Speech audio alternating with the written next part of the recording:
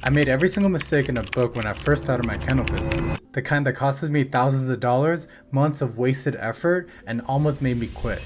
Now before I get into it, let me give you a quick intro of who I am. My name is Jordan and I've been running my own candle business for 4 years through Declutter Candle Company, and now I teach other people how to do the same through Candle Brand Mastery. Mistake number 1, the inventory disaster. When you first start out, you're so excited of the possibilities. There's a ton of different fragrance companies, there's a ton of different vessels that you want to try out, and it's so easy to get into the habit of overbuying samples. But what you don't notice is these quickly add up to be a lot of costs. Nowadays, people are selling little 2-ounce jars of fragrances for $7 to $8, and a lot of the vessels that you're going to try isn't going to make it to your final portfolio. Till this day, I have hundreds of little sample fragrances that I just stuffed into a box, and I probably would have saved a couple hundred to even over $1,000 if I had been just a little bit more mindful with it. There's even a time in the early stages where I bought like $2,000 worth of essential oils because I thought that was the niche that I was going to go into. But after some research and more testing for a couple months, I realized that I wanted to do fragrance oils instead of essential oils. But because I bought these essential oils in the large size and I used a little bit from each jar already, I couldn't return it. So after I took some time to sit down and actually look at my buying habits, there's 3 things that you should know before you buy something. Number 1 is to buy small. Buy smaller sample sizes in the beginning, even if it costs a little bit more per unit.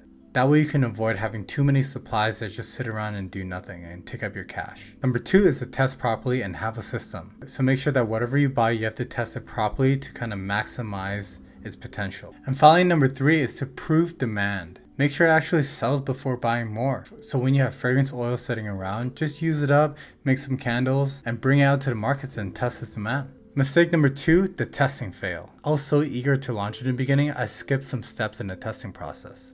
When you're burning a candle, you have a lot of things that need to go right for the perfect candle, and we'll go over that in a second. During my 6 months of pre-launch, we tested a lot of different variables that would affect the candle performance, but we overlooked a critical component that directly affects the customer satisfaction. So in the very beginning, some of our candles started tunneling and some of them started sweating. And if you've ever had a tunnel candle or a candle that sweats before as a consumer, you would understand kind of the negative impact that would have on you. You don't use up all the wax and the sweating makes it look crazy. Not fully testing something is never a good idea because it costs you much more time and effort to fix the problem than to prevent it from the beginning. To fix this, I really had to dive deep and ask myself, what is the perfect candle and how does it perform?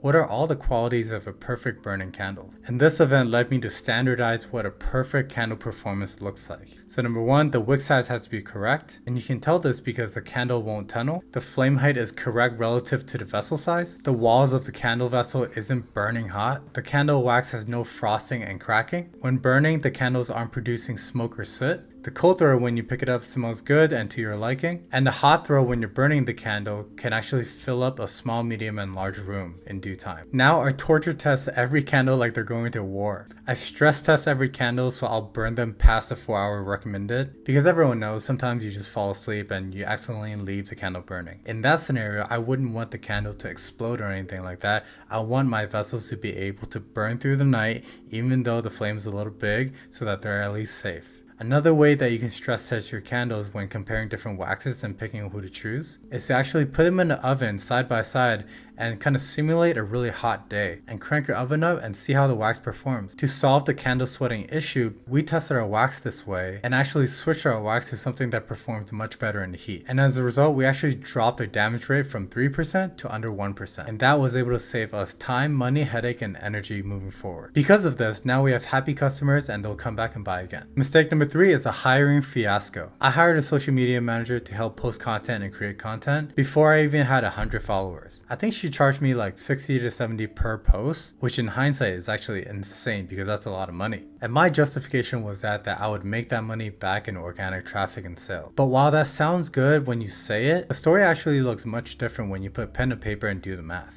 I also helped me hire an ads guy to help me make and run ads, and he charged me an ungodly amount. I think he charged me like $2,000 a month or something. And that was me jumping into something without thinking all the way through. After a couple months, I looked at the numbers and I was actually losing money. Now, there's obviously a time and a place to hire people, otherwise your company won't grow. So these were the hiring validation questions that I had to answer to fix this problem. So the first one is actually try to measure how much revenue they're bringing in through their channel. So if you hire a salesperson, obviously that's measured in sales. If you hire a social media person, then you'll have to measure the sales that you get from organic growth. If you hire an email marketer, then obviously you would have to measure something like revenue generated from emails. And set expectations, they need to be giving you a return. Run your kennel business like a tight ship and you have no time to hire incompetent people. Number 2 is which roles are you looking to hire first? Marketing, operations, accounting? This all depends on where you want to save your time in, because at the end of the day, hiring someone just saves you time. It's up to you to use that time for something else. And number 3 is the skill better off with you doing it? So because you have all these different activities in marketing, sales, operations,